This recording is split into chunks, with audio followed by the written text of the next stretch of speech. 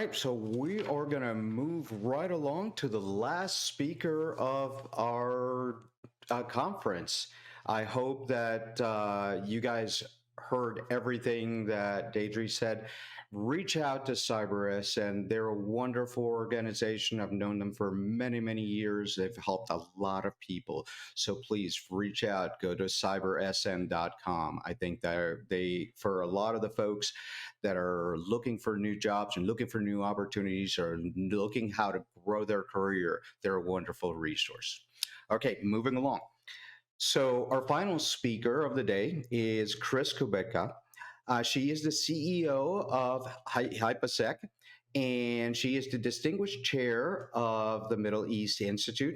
Chris Kubecka is the founder and CEO of HypaSec, offering nation state incident management, ethical hacking training in IT, IoT, ICS SCADA, and expert advisory services to governments.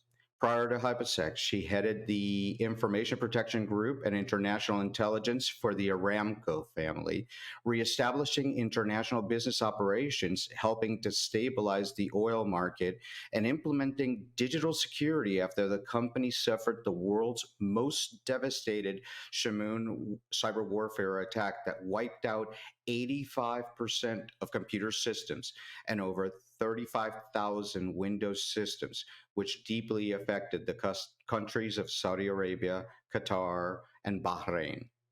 At Unisys, she helped halt the 2009 second wave cyber warfare attacks against South Korea during her time advising the company's flagship customers, Danone and Lloyd's. TSB, sorry.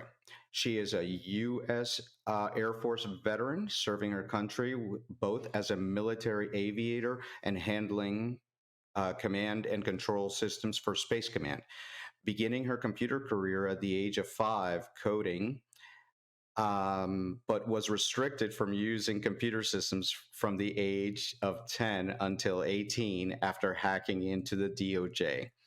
Chris combines highly technical skills, ethical hacking, OSINT strategy, leadership, and governance experience, presenting at Europol, Interpol, National Police, EU, NATO, cyber warfare exercise, DEF CON, Black Hat, United Nations, Oxford, Cambridge, OWASP, and B-Sides.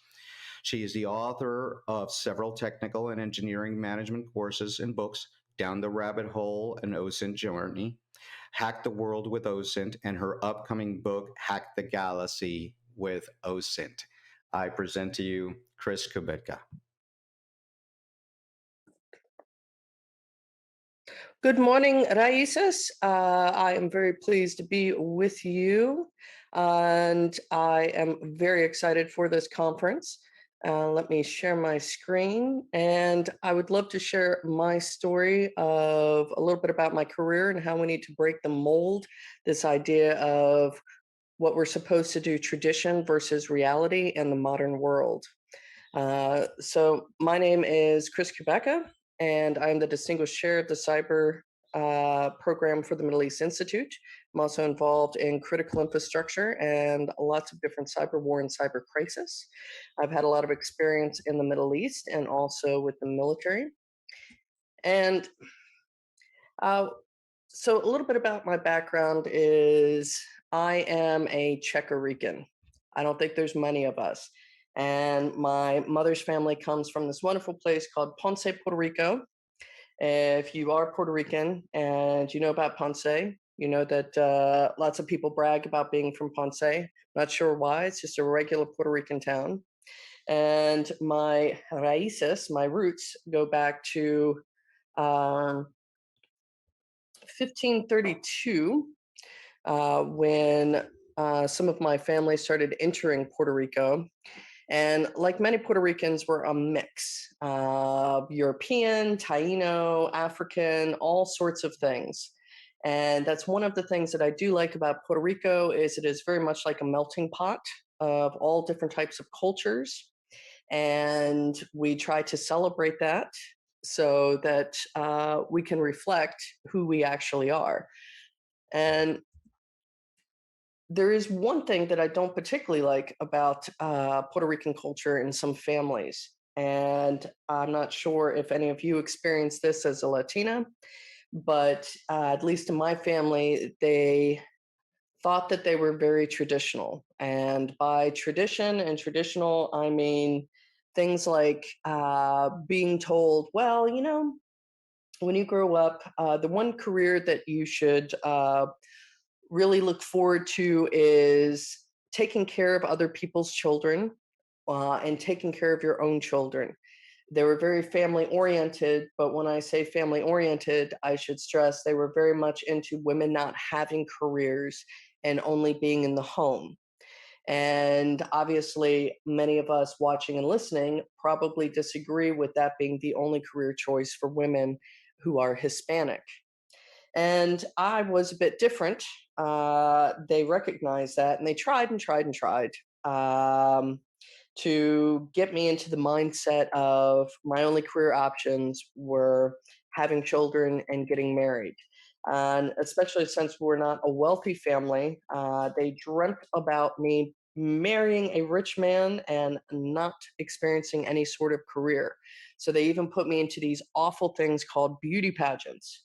And let me tell you, no 5-year-old should be wearing high heels and wearing makeup at that age. So it didn't really mesh too well with me. So you can tell on the slide, there's actually a picture of me with an early computer at school because that's what I preferred much more than the talk of not having a career and only raising children. So Latinas and Hispanic women also have to face this challenge of not only are there not very many of us in cybersecurity and in STEM, but we also have to break this mold of we are worth more than only being mothers. So part of the reality was also saw opportunities. Now, like I said, we're not rich at all. And there were times that I had to live in housing projects, and it was very uncomfortable because there was a lot of crime growing up in those particular projects, especially in the Washington, D.C. area. And it would very much frustrate me because even if I saw police in the projects, many times they were participating in those crimes. And as a kid, you have this internal struggle of, well, I thought adults did everything right. And then you're faced with the fact that they don't, and you want to change the world around you. But that's very difficult to change the physical world around you. So instead, I decided that if I couldn't change the physical world, I would try to change the digital world around me. So as soon as I came of age, I decided not to listen to my family. I think they were still a bit angry about that, but it's my life, and we have one life to live. So I joined the military, and the plane that you see on the slide, where it looks like it's eating a helicopter without rotor blades, that was my plane. And what I did was all the load balancing and calculations. It was called a loadmaster and sometimes referred to as the flying calculator. I very much liked mathematics, so it was a perfect career. And during my second career, I joined Space Command for command and control systems. Because I decided to break this mold and break with the idea of tradition, and I have to stress that I think many of us, when we think about tradition or traditional roles, etc., it's more an idea and not reality at all. So I became the first person in my family to graduate university, and I decided I loved computer science so much to keep going with the career field and not let anything stop me. Because of that, um, I like to stress also everybody listening can become their own Pwn star. Because my military background, I was enthralled and very, very interested in cyber warfare and the idea of incorporating the digital realm into the physical realm of warfare. And I think we've seen through news articles, et cetera, that this is already here and is something that is quite serious. And we need to start planning at national levels if your country is not already planning for it.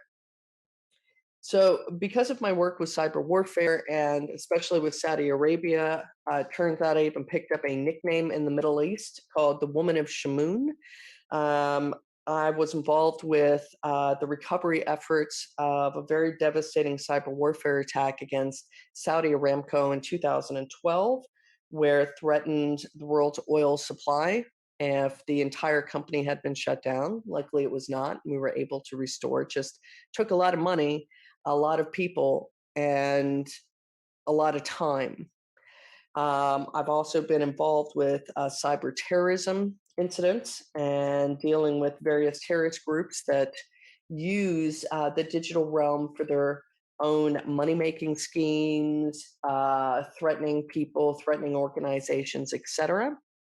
I've also been involved with cyber in terms of aviation. So I got involved with, and I want to stress legally, hacking Boeing to expose a lot of various very critical level vulnerabilities that probably had already been exploited. And currently, in part of my role, I also get involved with cyber diplomacy. So, about a year ago, the think tank that I work with, I was one of the authors of the Abraham Cyber Peace Accords, which was the first cyber peace accord for the Middle East. So, I still strive to make the digital world a bit better because we've got to start somewhere. And I've also had a lot of opportunities in Europe.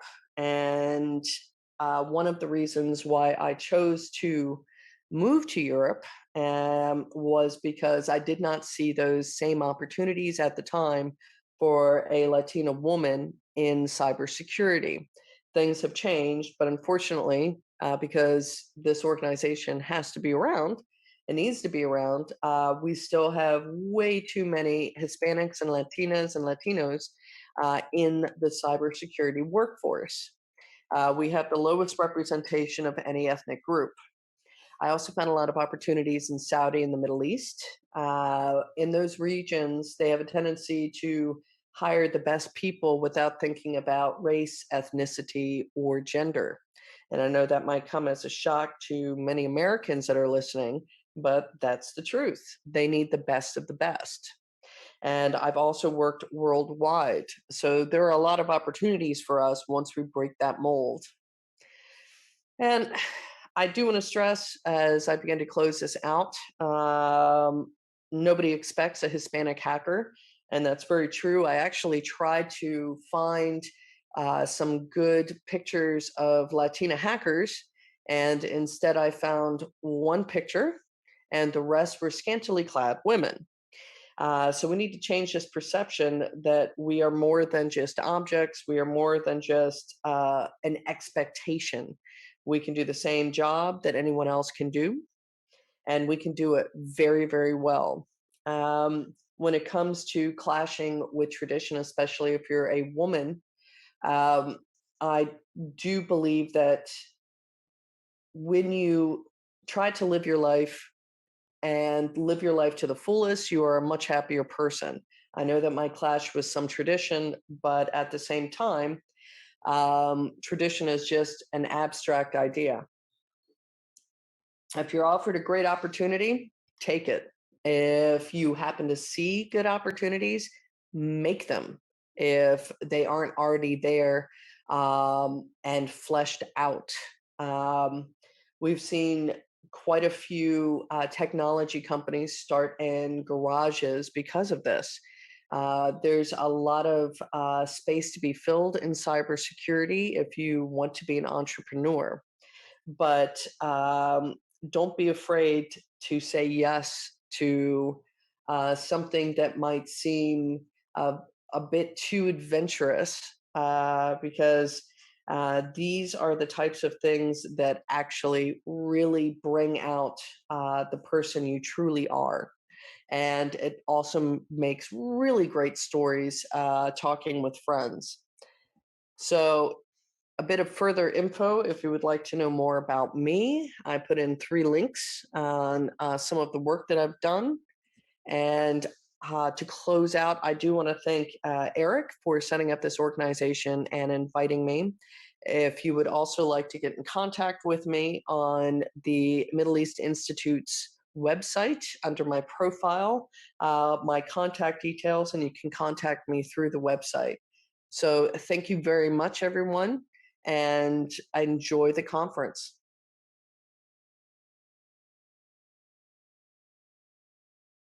Thank you, Chris. That was a great talk about your journey. And the message there is be fearless. Do it. Live your life. You can do it. It doesn't matter what gender you are. It doesn't matter what identity you have. It doesn't matter what we're in the diversity spectrum. So go be your own, live your own life. I want to thank everybody as we close down this first Raices VirtualCon. I want to thank everybody, our sponsors, our speakers, and the community at large.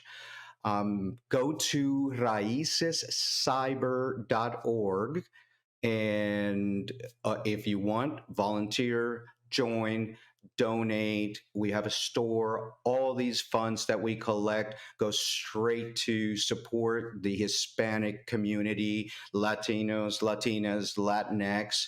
And we're going to be starting real soon here city chapters so that there is a local presence for meetups, networking, and support for the community.